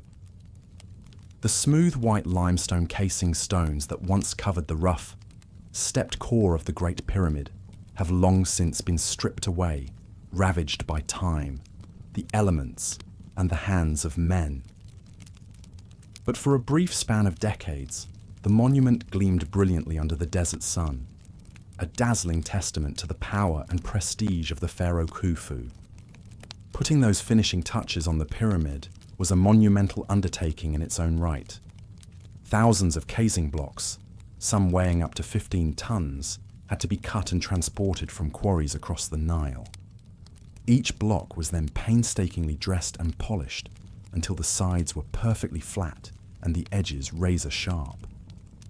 They fit together with such precision that a knife blade could not be inserted between them. As casing stones gradually sheathed the pyramid from bottom to top, teams of skilled masons worked in concert with the army of laborers. The angle of the blocks had to be continually adjusted to maintain the pyramid's smooth, slightly concave faces as they rose over 480 feet to the apex. It was a feat that required mastery of sophisticated surveying and engineering techniques. While Pharaoh may have delegated this work, he took an intense personal interest in the final stage of construction. The pyramid was far more than just a grandiose tomb. It was the physical embodiment of his divine power and the critical link between his earthly reign and his eternal afterlife. Every element had to be perfect in order to ensure his successful resurrection and ascension to the heavens. This meant the already brutal conditions for the pyramid builders grew even more oppressive as the monument neared completion. Quotas increased, rations decreased, and the threat of harsh punishments loomed constantly as taskmasters sought to avoid the pharaoh's wrath. For many exhausted slaves, this final push would be their last. Merissu had beaten the odds. Through ingenuity, grit, and not a small amount of luck, he'd survived 8 grueling years of labor on Khufu's Great Pyramid. As a stonecutter, his skills made him more valuable than the faceless multitudes hauling blocks. But that was a double-edged sword. His overseers worked him relentlessly, knowing he could not easily be replaced. Still, he took grim satisfaction in seeing the magnificent structure rise to its full height, crowned with an elegant pyramidion of gleaming granite. Merissu had poured his blood, sweat and tears into the stone, and a small, defiant part of him felt that he was building his own legacy, even if the pharaoh would take all the credit for eternity. That satisfaction was tempered by the knowledge that he would not be around to see the pyramid complex completed with its sprawling temples, causeways, and boat pits. Those were projects for the months and years ahead, and Merissu's fate, like that of countless other slaves, was already sealed. The telltale cough that racked his lungs grew worse by the day, the result of nearly a decade inhaling stone dust. His body, pushed beyond all natural limits, was finally giving out. He had seen it happen to so many others. A mercifully quick death under a falling block, or a tool-turned weapon in a moment of rebellion, or else the slow wasting away of injury, disease, and despair. Merissu knew he would soon join the many anonymous skeletons already resting in shallow graves around the plateau. Khufu, in contrast, would lie in opulent splendor deep within the heart of the pyramid, surrounded by all the luxuries and treasures he would need in the afterlife. The pharaoh's mummified remains would be sealed in a magnificent sarcophagus of smooth granite, his imperishable vessel for the ages. According to the sacred texts, Khufu's spirit would then rise from his tomb and ascend to the stars, taking his place among the gods in the eternal cycle of death and rebirth. Whether he had earned that exalted status through good and just rule or sheer force of will was a question for the gods to decide. As for the slaves who had given their lives to build Khufu's path to immortality, their prospects in the afterlife were far less certain. They had no grand tombs or grave goods to take with them, no scrolls filled with spells and incantations to guide their spirits through the perils of the underworld. At best, their friends and family could offer up humble prayers in their memory, pleading for the mercy of Osiris. Some, like Merissu, took solace in the belief that their dutiful service in building the pyramid would earn them a favored place as servants to the pharaoh in the afterlife, an eternal continuation of their earthly toil. Others simply hoped for the peace of oblivion, an end to the suffering and injustice they had known in life. For all of them, the true afterlife was the one they had already given in service to Khufu's monumental vision. Their back-breaking labor and sacrifice was the immortal foundation upon which the pharaoh's name would endure for over 4,000 years and counting. In that sense, the ghosts of the pyramid builders haunt us to this day. Long after the pharaohs faded into history, the pyramids have remained as timeless icons of human audacity, ingenuity and industry. They still stand in silent witness to the heights of power and the depths of exploitation, daring us to reckon with the darkness behind the dazzling facades of history. In that reckoning lies an uncomfortable truth that the crowning architectural achievements of our early civilizations, those wonders we hold up as the very measure of human progress, rest upon foundations of immense cruelty and suffering. The broken bodies of slaves are the hidden stones that bear the weight of empires. Yet, this truth should not negate our wonder at the sublime beauty and staggering engineering prowess of the pyramids, or the sophistication of the civilization that built them. The ancient Egyptians grappled with the eternal questions of life, death, power, justice, and the divine, with a depth and artistry that still resonates across the millennia. Their legacy is a complex tapestry woven of the sacred and the profane, and we are still unraveling its meanings and mysteries. With each new discovery and insight, we add another thread to that tapestry, connecting us to the hands that built the pyramids and the minds that dreamed them. Perhaps, in striving to understand the ancient Egyptians in all their brilliance and brutality, we can also learn something of ourselves and the paradoxes of the human condition. For we too are builders of monuments, both glorious and terrible, inheritors of the same desires and fears that shaped the lives of pharaohs and slaves alike so long ago. The pyramids will keep their secrets for eternity, but they will also keep provoking us to ask the questions that define our humanity, about the price of progress, the nature of power, the promise of the afterlife, and the unbreakable bonds of mortality that connect us across the ages. In contemplating their mysteries, we just might find some measure of truth and redemption. As the last rays of the setting sun wash the Great Pyramid in shades of orange and amber, casting long shadows across the plateau, one can almost imagine the legions of laborers taking their leave, their work finally done. In the gathering dusk, their spirits linger still, whispering to us from the silence of stone. The sweltering sun beat down mercilessly on the barren landscape of Giza, baking the earth and the thousands of slaves toiling away in the shadow of the rising pyramid. From a distance, the great structure seemed to shimmer and dance in the haze, a mirage of perfectly cut limestone blocks reaching towards the heavens. But for those laboring at its base, the pyramid loomed as an inescapable monument to their suffering and servitude. The slaves moved in a ceaseless, almost mechanical rhythm, chiseling, hauling, hoisting, stacking. Their muscular bronze bodies glistened with sweat, dust caking into the wounds left by the sting of the overseer's whips. They worked from the first light of dawn until the last of the sun's rays painted the desert sands a deep blood red. Day after day, year after year, generation after generation. Many of these wretched souls had begun their lives far from Egypt, in the hills of Canaan, the plains of Libya, or the lush valleys of Nubia. Torn from their families and homelands, they now belonged to the god-king of Egypt, Pharaoh Khufu. It was he who had ordered the construction of this unprecedented monument, a tomb that would safeguard his body and possessions for all eternity.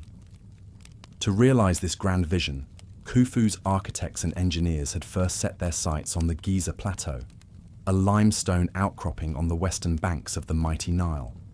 The site was ideal, the flat expanse providing ample space and a firm foundation, while the quality of the limestone promised an almost infinite supply of building material. In their mind's eye, they had conceived of a pyramid of monumental proportions, one that would dwarf all those that had come before. But theory was one matter, execution quite another. Before even a single stone could be laid, an immense amount of preparation and marshalling of resources was required. Work gangs were assembled, each under the watchful eye of an overseer, armed with a whip and a steely resolve. Surveyors and scribes meticulously laid out the pyramid's base, ensuring its sides aligned perfectly with the cardinal points of the compass. In the limestone quarries nearby, An army of slaves toiled to extract the raw materials that would form the pyramid's core. With copper chisels, bronze saws, wooden rollers and sleds, they cut and transported the heavy stone blocks to the construction site. The cacophony of their labours reverberated across the desert. The thud of mallets, the scraping of chisels, the rumble of stone against stone, the anguished groans of straining men. Nile boats ferried in other vital supplies when the floodwaters allowed, food and beer to sustain the slaves, finer limestone and granite for the chambers and passageways within the pyramid, even luxury goods like resins and oils to be entombed with the pharaoh for his use in the afterlife. An entire economy revolved around the pyramid's construction. As the first level of stones was laid and the structure began to rise, the real dangers and difficulties of the work became apparent. Broken bones and crushed limbs from tumbling blocks were commonplace. Accidents, illness, and sheer exhaustion claimed lives with distressing regularity. And always, there was the stifling, suffocating heat and the unrelenting lash of the overseer's whips to contend with. Yet still the pyramid climbed inexorably towards the sky, a testament to the technical sophistication of the ancient Egyptian builders and the relentless toil of their slave workforce. With each new level, the ramps used to haul up the stone blocks had to be lengthened and heightened, the logistics of the construction growing ever more complex. For the slaves, life revolved around the punishing labour of the pyramid. When not working, they were crammed into simple mud brick barracks, eking out a meagre existence on rations of flatbread, onions, and the occasional dried fish. Families were a luxury most could ill afford. Disease was rife in these squalid quarters, dysentery and pneumonia oft proving as deadly as any workplace accident. Few could expect to see out their 30th year. Overseeing this organised chaos was the king's most trusted vizier, Hemiunu. A scion of the royal family, Hemiunu was renowned for his keen intellect, his fierce ambition, and his utter ruthlessness in executing the pharaoh's will. The speed and efficiency with which the pyramid took shape was a testament to his administrative brilliance, and the human costs be damned. For Hemiunu, the pyramid was an opportunity to secure his place in history and his position at the right hand of Pharaoh. He pushed the slaves mercilessly, setting ever more daunting quotas for each work gang and publicly flaying alive those overseers who failed to meet them. Production soared even as the wails of agony from the whipping posts became a constant chorus. As the years ground on and the death toll mounted, whispers of rebellion began to stir among the slaves. Some spoke of marching on the palace to demand their freedom, others of sabotaging the pyramid to bury their hated masters under a cascade of limestone. But Hemiunu was always one step ahead, his network of informants ferreting out these pockets of dissent. The ringleaders were rounded up and put to death in the most brutal fashion imaginable, impaled on stakes for all to see, their bowels left for the vultures to feast upon. Hemiunu himself presided over these gruesome spectacles, his cold eyes scanning the assembled slaves as if daring them to even contemplate defiance. The message was clear. There would be no relief, no respite, no escape from their wretched lot, save that offered by death itself. And so the pyramid continued its inexorable rise, as did the tally of lives spent in its construction.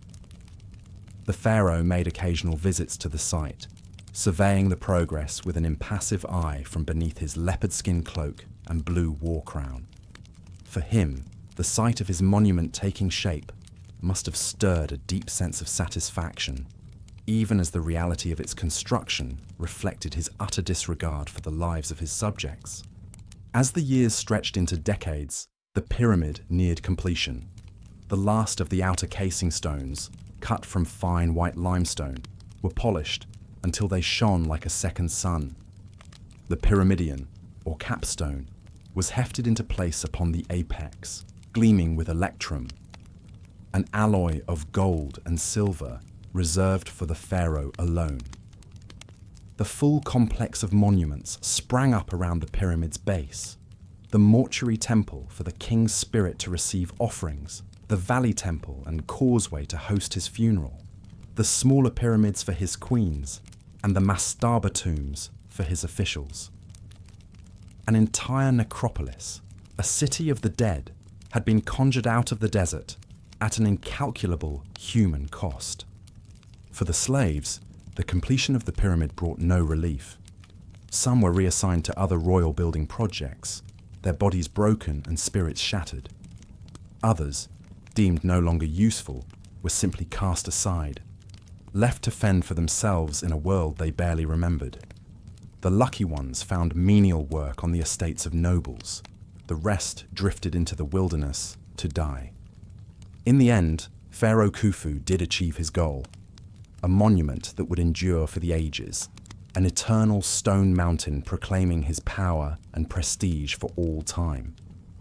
His mummified body was laid to rest in the heart of the pyramid, surrounded by unimaginable treasures, his spirit embarking on a journey to the afterlife where he would reign as a god forevermore. But for the slaves who labored and died to build this monument, there would be no such glorious immortality. They were buried in simple pit graves, gouged into the desert sands, their bones intermingling with the detritus of the construction, pottery shards, worn-out copper chisels, splinters of wooden rollers. No grand offerings accompanied them, no elaborate spells to ensure their resurrection and eternal sustenance. In the official histories of the reign, in the grandiose inscriptions on the pyramid's walls, their suffering found no mention. They were simply tools, animate but expendable, their pain and despair no more noteworthy than the dullness of a copper chisel or the splitting of a wooden roller. In death, as in life, they were invisible. Yet something of their essence still lingers, etched into the very fabric of the pyramid. An energy born of their blood and sweat and tears, their hopes and dreams and fears. It seeps out from between the immaculately cut stones, whispering of the true cost of the king's immortality. Today, as tourists marvel at the enigmatic majesty of the pyramids, as scholars probe their every angle and alignment for meaning, it is all too easy to forget this essential truth, that these enduring icons of human achievement conceal an even more enduring legacy of human suffering, that every stone, every block, every polished slab is a wordless memorial to a life spent and lost in service of a pharaoh's vanity. In the deserts of ancient Egypt, entire generations lived and died to the relentless rhythm of pyramid construction, an era of unimaginable splendor built on an edifice of unimaginable sorrow. The tragedy of their tale echoes across the millennia, a haunting counterpoint to the towering ambitions of kings. It is a tale that speaks to the eternal tension between the will of the mighty and the woe of the meek, between the heights of human achievement and the depths of human cruelty. A tale as stark and timeless as the pyramids themselves, enduring testaments to the light and shadow of the human condition. And so, the Great Pyramid of Giza stands, as it has for over 4,500 years, a marvel and a memorial in equal measure. As long as its stones endure, so too will the memory of those who toiled and suffered and perished in its shadow, the silent, uncounted multitudes whose lives were the true price of a pharaoh's dream of immortality. The lives of the pyramid builders were brutal and short. They toiled from dawn to dusk in the searing desert heat, hauling massive blocks of stone, cutting and setting them in place with primitive copper chisels. The work was backbreaking, the conditions harsh and unforgiving. The slaves dwelled in cramped, squalid villages that sprung up near the construction sites. Their huts were little more than lean-tos of mud brick and reeds, a far cry from the magnificent monuments they labored to create. Rations were meager, barely enough to sustain them through the punishing workday. A coarse bread formed the staple of their diet, washed down with beer, the only means to make the contaminated Nile water safe to drink. On occasion, their overseers might toss them some salted fish or a few withered vegetables, but meat was a rare luxury. Despite the scalding heat, the men wore little more than loincloths as they worked, their bronzed skin baked and weathered by the relentless sun. Women and children toiled alongside them, struggling under baskets of rubble or mixing the mud and straw for bricks. There was no respite from the taskmaster's whips, no relief from the daily grind of hard labour. Injuries were frequent, medical care non-existent. Men lost fingers, crushed limbs, and even their lives, moving the gargantuan stone blocks into place. Blindness from rock shards was common among the masons and carvers. Malnutrition and disease ran rampant in the close, unsanitary quarters. Dysentery, pneumonia, smallpox, all claimed countless slaves whose broken bodies were unceremoniously buried in shallow desert graves, unmarked and unrecorded. The loss of life was staggering, but to the kings and viziers, it was simply the price to be paid for immortality. The pharaoh, the living god on earth, would stop at nothing to ensure his eternal life after death, no matter how many of his subjects perished in the process. In this sense, the pyramids are not just marvels of engineering, but monuments to the depths of human vanity, hubris, and cruelty. The blood, sweat, and tears of tens of thousands are baked into those mighty stone bricks. One of the most driven and ambitious taskmasters of this era was the vizier Hemiunu, a nephew of the pharaoh Khufu himself. As overseer of Khufu's Great Pyramid at Giza, the largest of them all, Hemiunu was utterly ruthless in extracting the maximum labor from his workforce to please the king. The speed and efficiency with which he raised this colossus became legendary, the template for all the Great Pyramids to follow. But that speed came at a terrible human cost. Hemiunu rose from an already privileged position, born into the royal family and educated as a scribe and priest. His natural intelligence and political savvy caught the pharaoh's attention, and he was eventually entrusted with managing not just the Great Pyramid, but all the major construction projects at Giza. It was an immense responsibility, but also an unprecedented opportunity for glory, wealth, and power. Determined to make his mark, Hemiunu drove the slaves mercilessly. He instituted a strict quota system, dictating how many blocks each team of workers had to cut, haul, and set per day.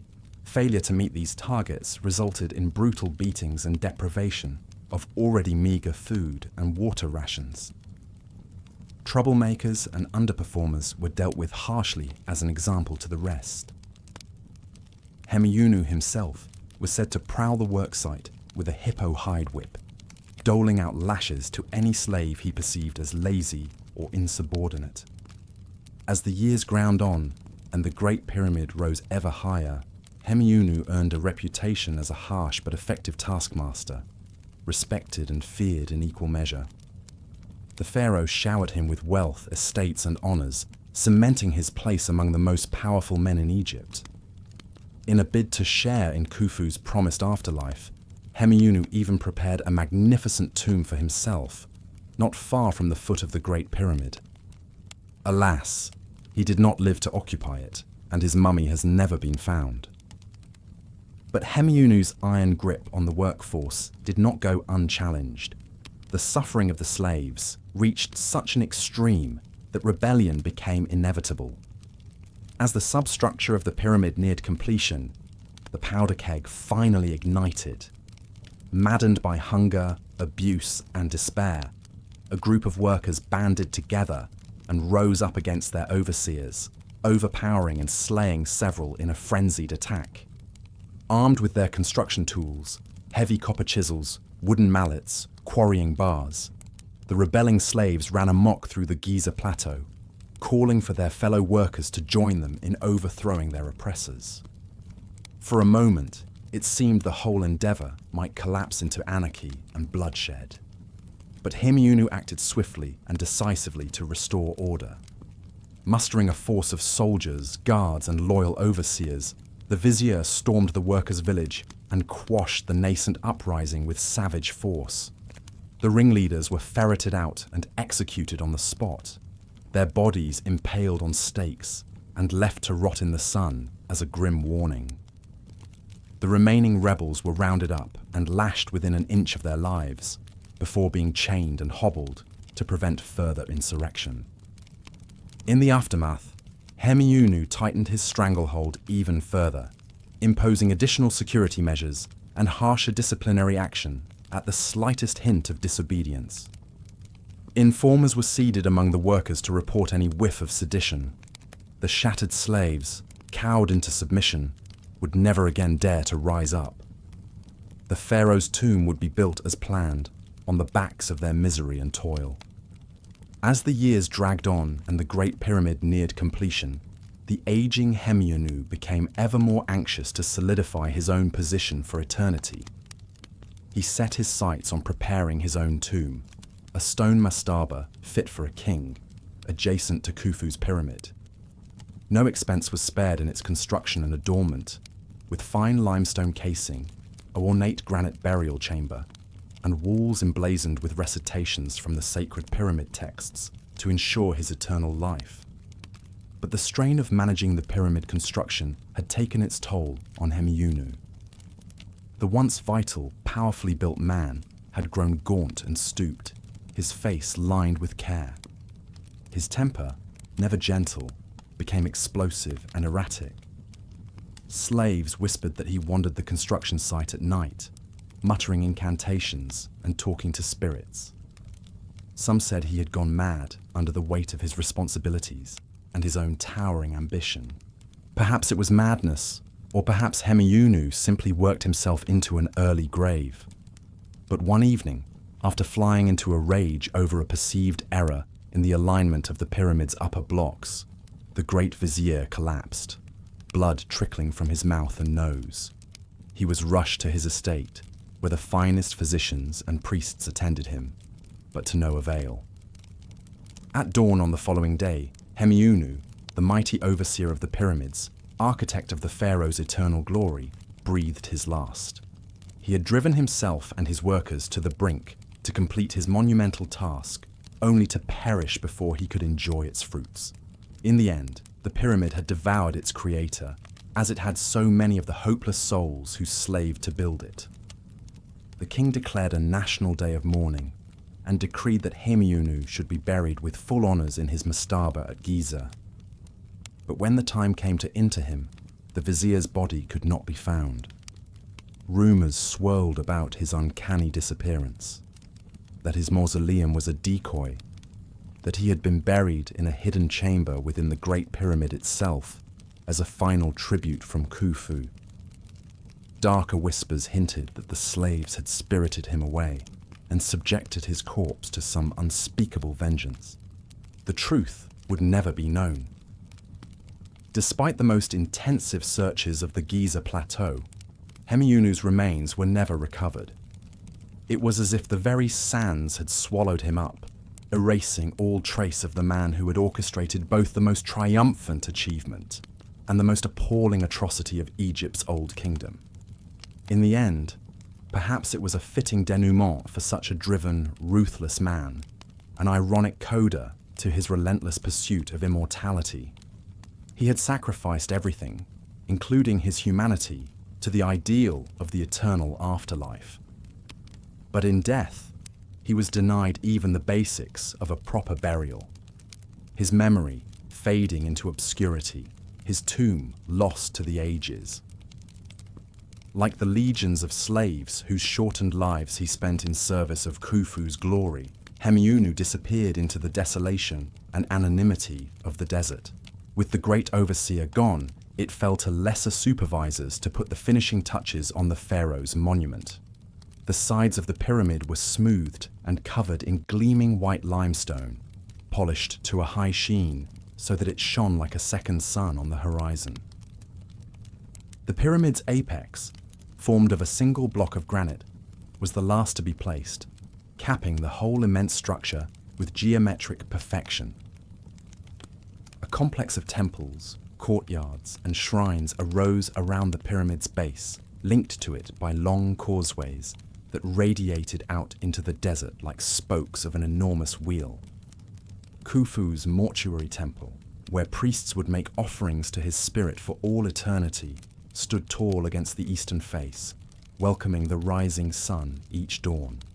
To the south, the pharaoh's solar barge waited patiently in its sealed pit to carry him across the heavens with the sun, god Ra. Finally, the pharaoh's body was laid to rest in the heart of the pyramid, encased in a sarcophagus of red granite. Interred with him were all the grave goods he would require in the afterlife: golden statues, jewelry, furniture, chests of clothing and linen, jars of food and wine. The chambers were sealed, the passageways blocked with granite portcullises. Khufu was now ready to embark on his final journey, equipped with all the trappings of his divine kingship.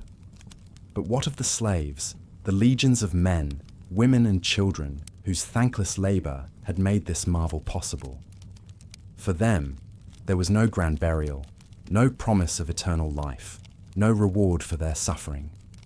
Most would perish before the pyramid was finished, struck down by illness, injury, or sheer exhaustion.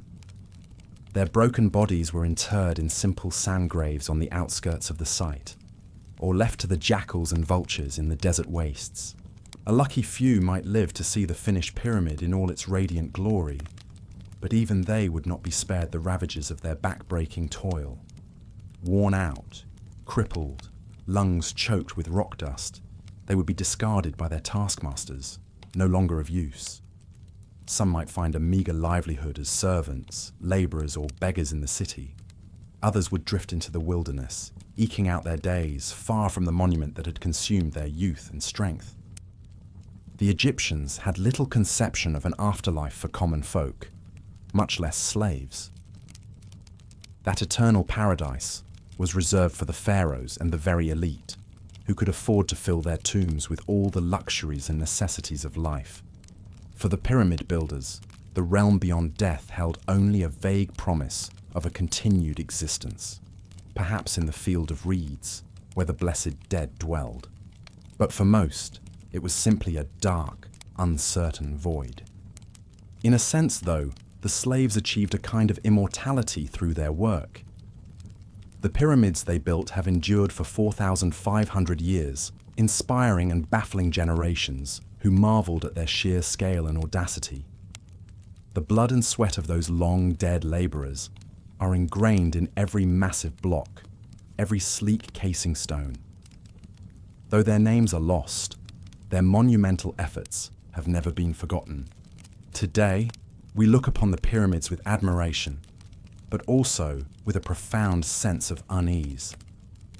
They are testaments to human ingenuity and ambition, but also to the depths of human cruelty and injustice. The sheer magnitude of suffering involved in their creation is almost unimaginable to the modern mind.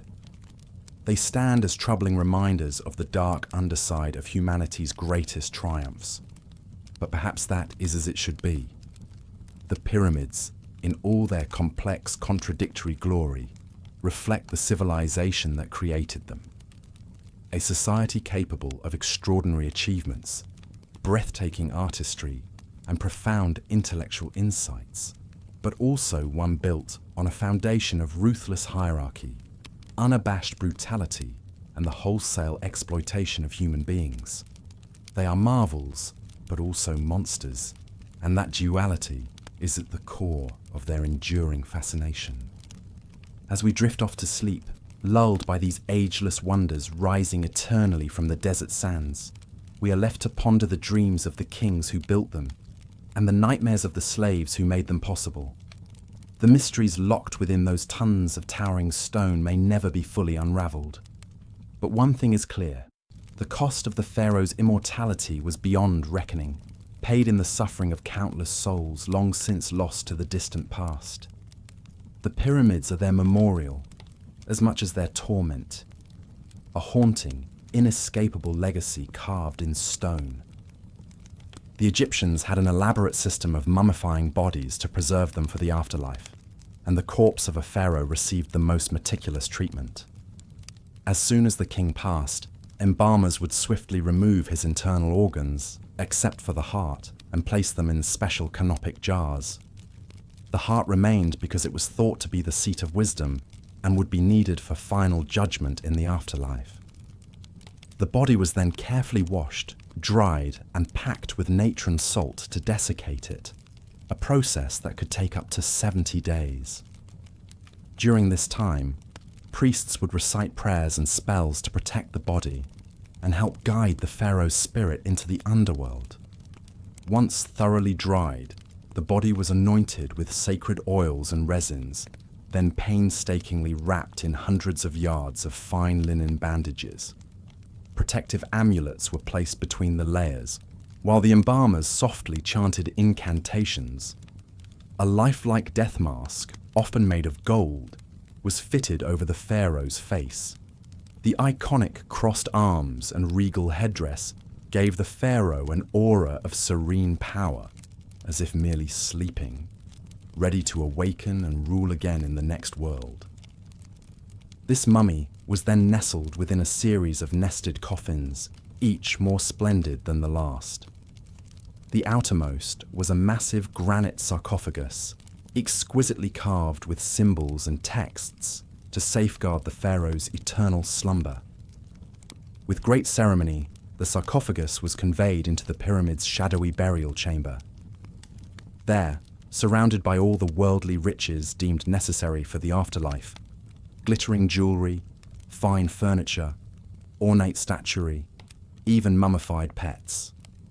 The god king was sealed away, unperturbed by the passage of the ages, awaiting his final journey through the underworld and into immortality.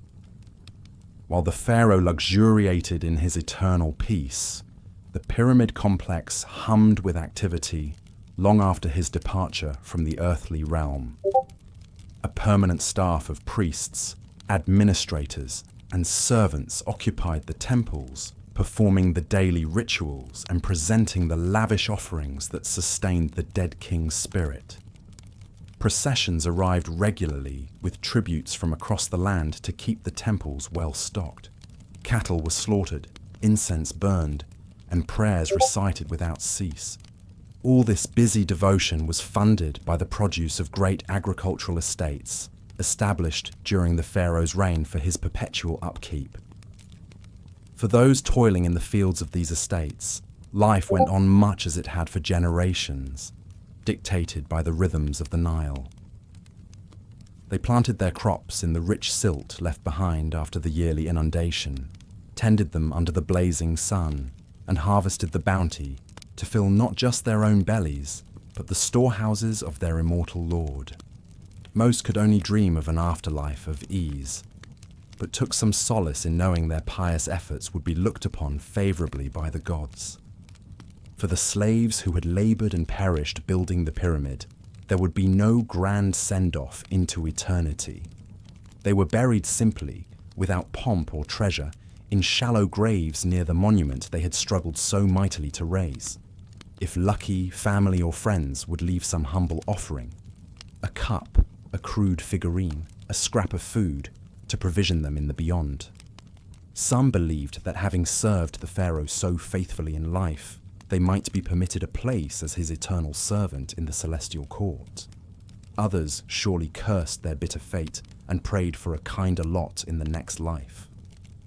As the generations marched on, the Great Pyramid stood watch over an ever-changing Egypt.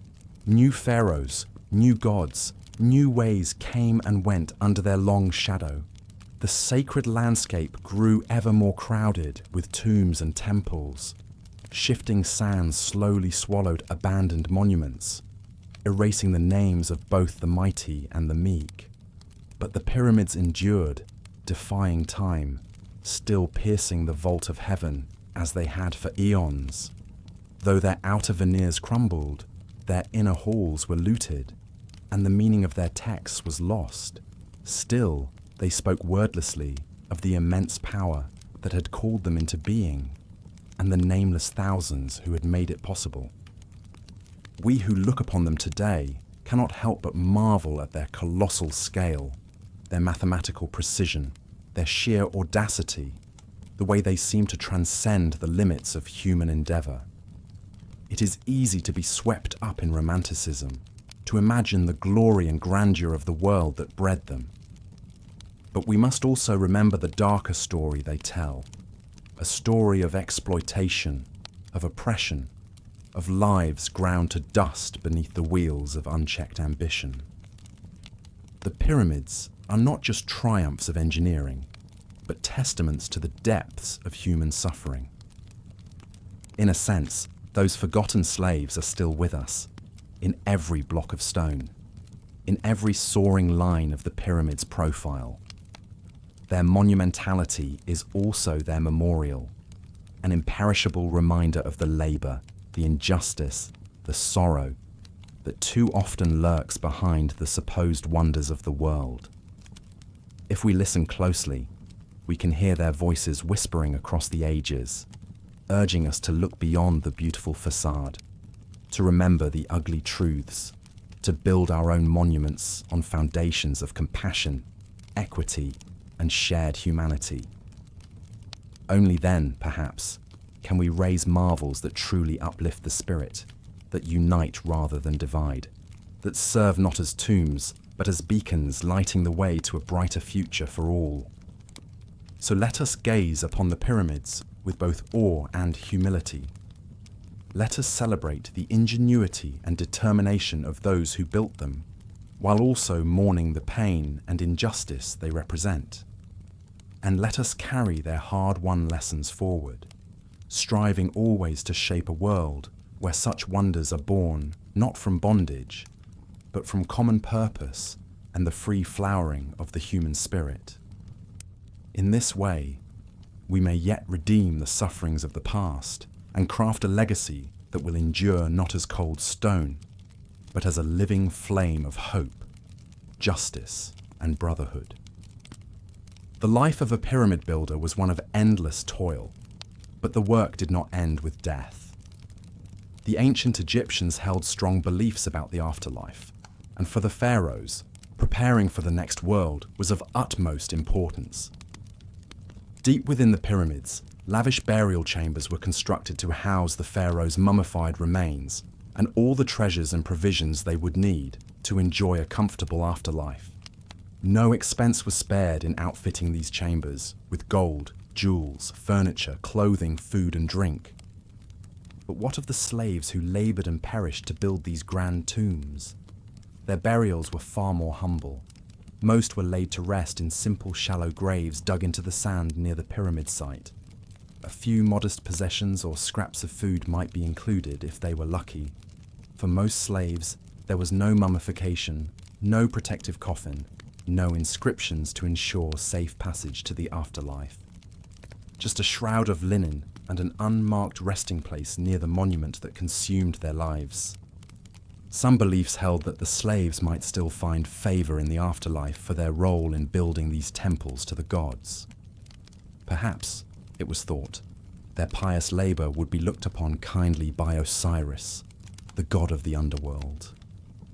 Maybe their toil and sacrifice in this world would grant them a measure of peace and rest in the next.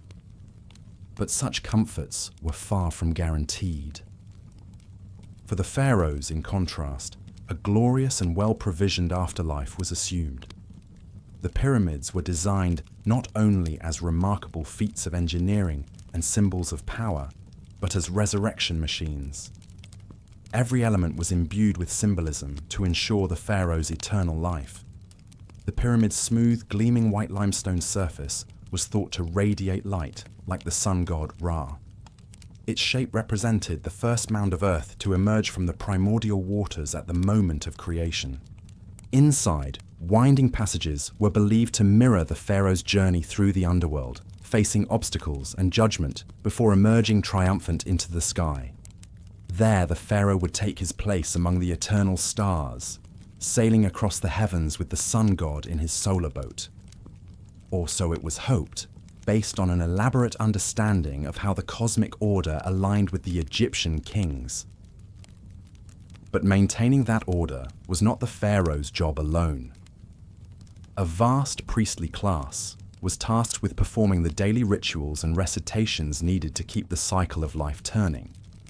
This meant a never-ending stream of food offerings, incense burning, and chants within the pyramid temples to invoke the gods' favor. And so, even in the afterlife, the pharaohs required a legion of servants continuing to work on their behalf. The story of the pyramids, then, is a complex one.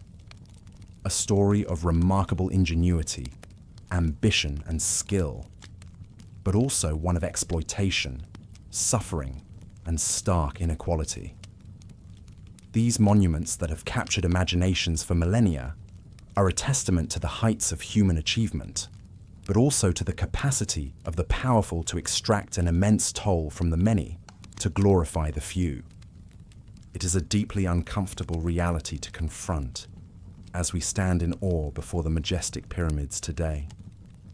To think of the blood, sweat, and tears that were poured into the foundations, the cries of pain and grief that echoed in the desert air as lives were spent in service of a vision not their own. It brings a profound humility, a reckoning with the sacrifices and injustice that can lurk behind even our most celebrated triumphs. And yet, the story of the pyramids also speaks to something deeply resilient in the human spirit. The desire to leave a mark, to strive for something larger than ourselves, to reach for the eternal no matter the hardship. It is a very human impulse, one that has driven us to incredible feats across the ages, from the Great Wall to the Apollo missions.